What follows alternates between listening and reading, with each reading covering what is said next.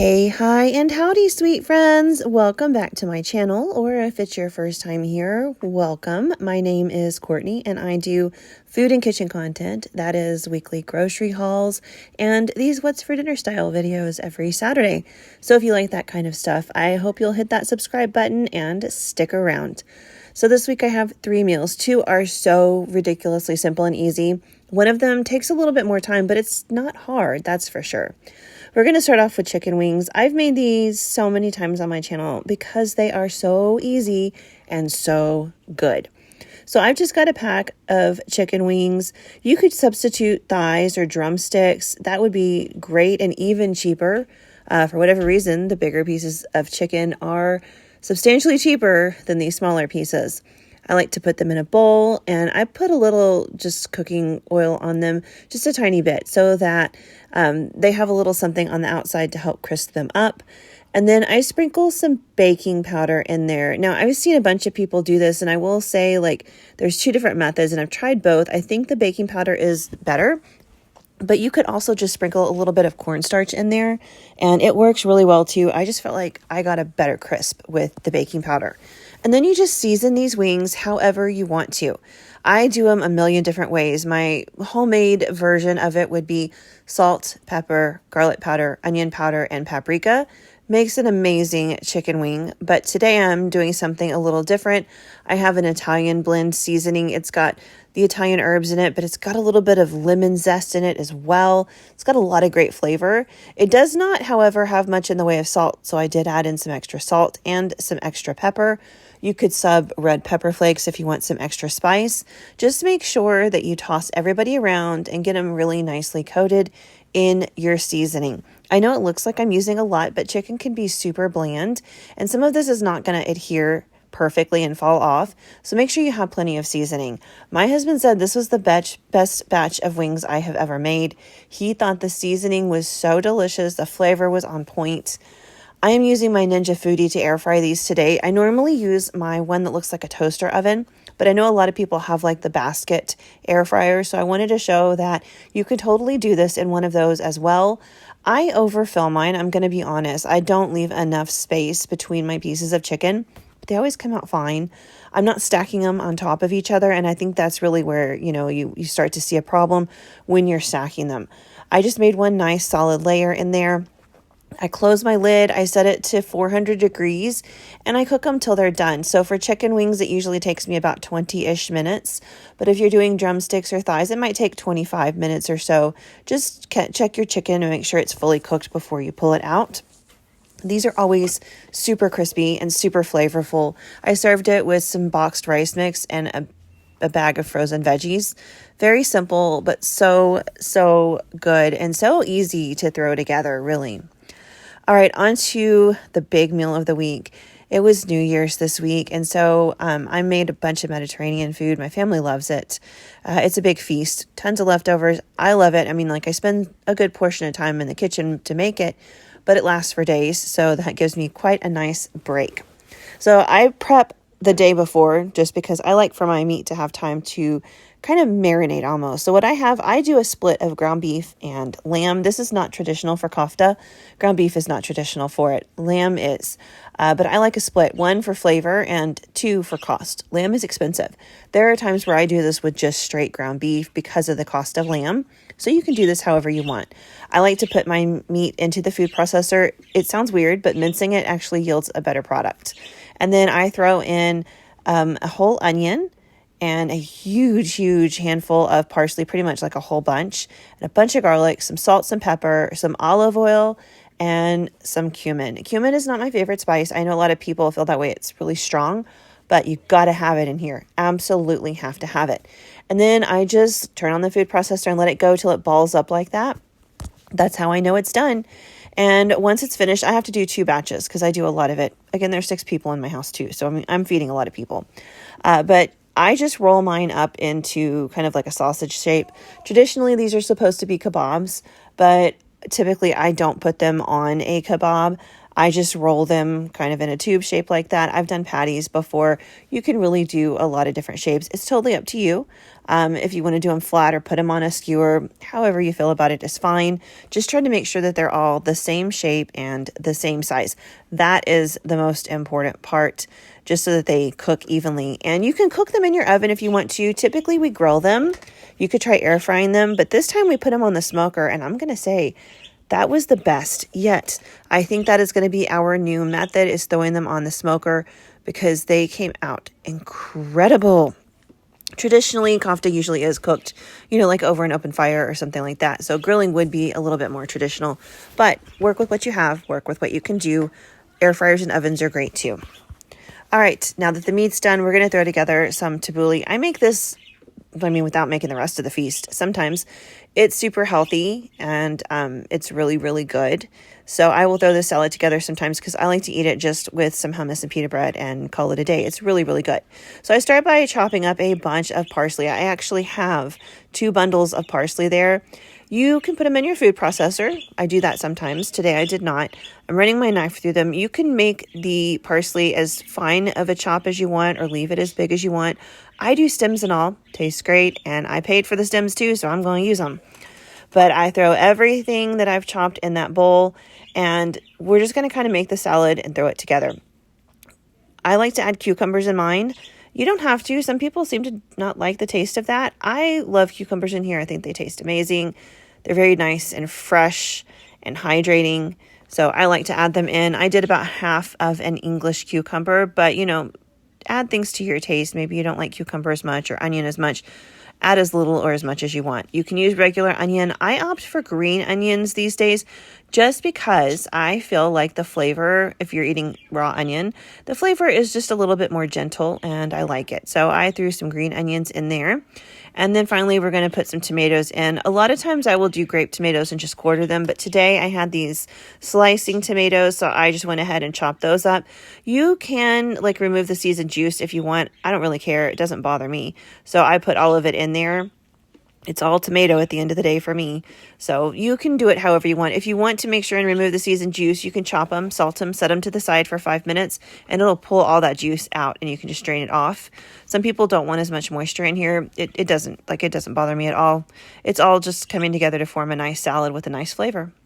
Once all that's done, I threw in some lemon juice. Most of the time I do recommend fresh lemon for this. I think it's better, but that stuff has gotten citrus fruits have gotten really expensive this year, so I just went with the stuff in the bottle. I put in about 2 tablespoons, and then I added a little bit of oil. And the last ingredient is actually cooking on the stove. I'm making, you can put rice in here if you want. You can put quinoa. I have a red quinoa and bulgur mix, and that's my favorite. I love it in here. For years, I just did plain rice, but I like the bulgur in there and a little bit of the quinoa. So I've got that cooking on the stove. I am adding a little bit of salt and pepper in here, so it has some really good flavor.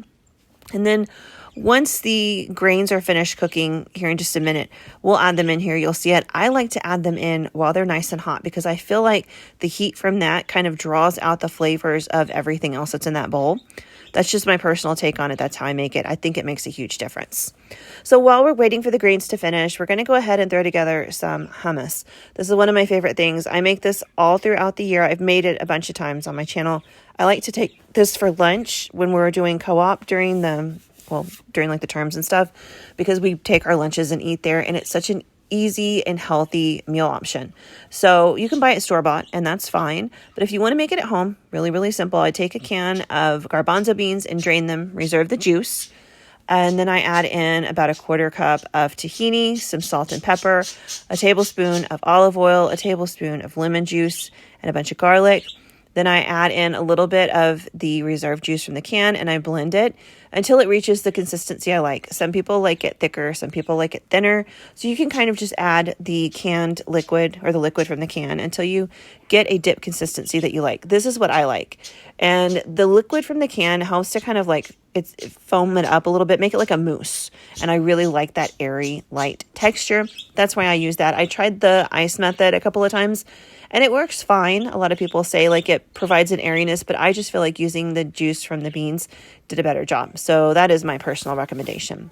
Once the hummus is done, my grains were also done, so I mixed them right on in, nice and hot, like I said, and it just really pulls the flavor together even better, in my opinion. And then I popped that in the fridge. Like I said, it's an easy, delicious, and healthy salad. All right, now we've got to make a couple of sauces.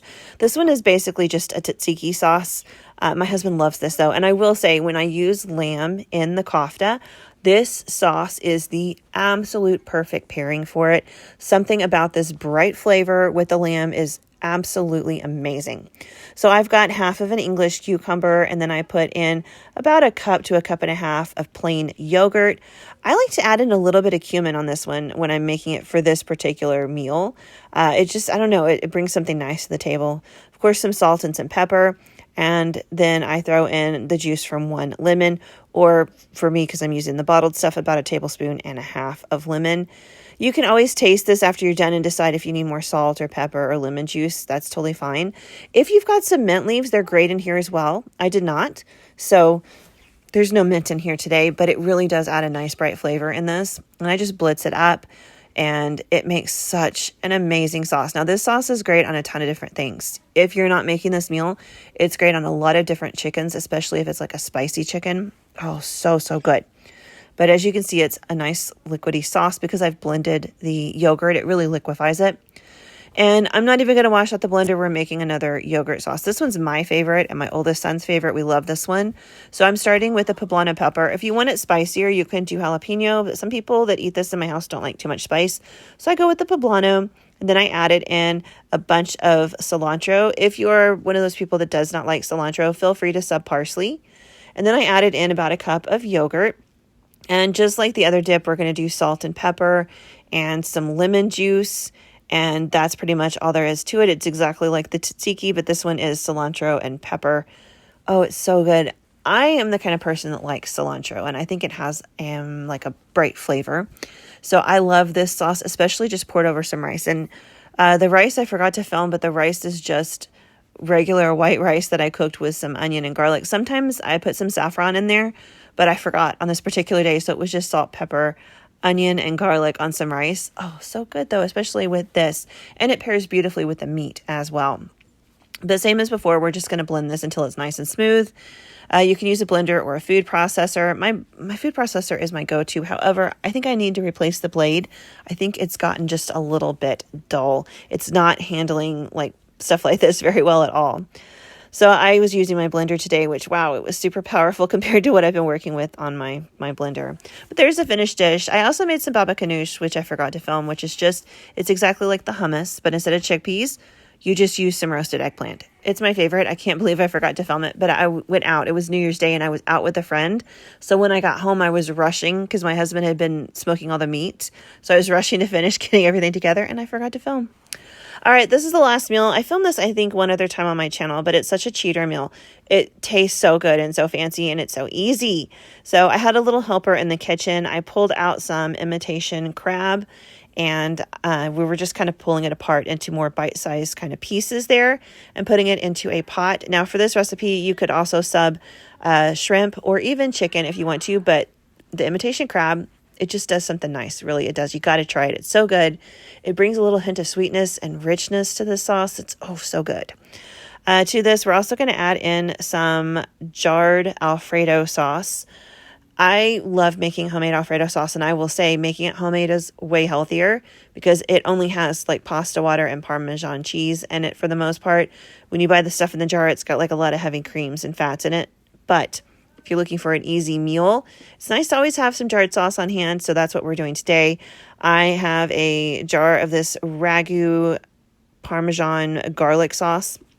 It's really tasty stuff, actually. I was really pleased with it. So I went ahead and added that in. Now, once I pour in the jar, there's always so much left on the inside.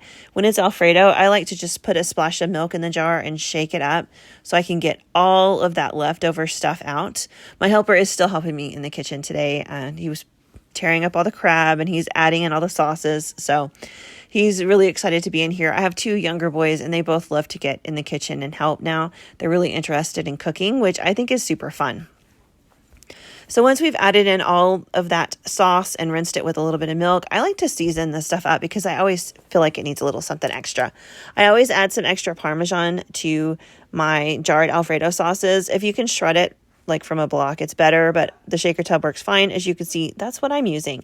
I put in about 1.5 tablespoons or so, or my helper put in about 1.5 tablespoons, maybe a little bit more than that, as much as you like. Don't let anybody tell you there's such a thing as too much cheese. Cheese is good. We love cheese.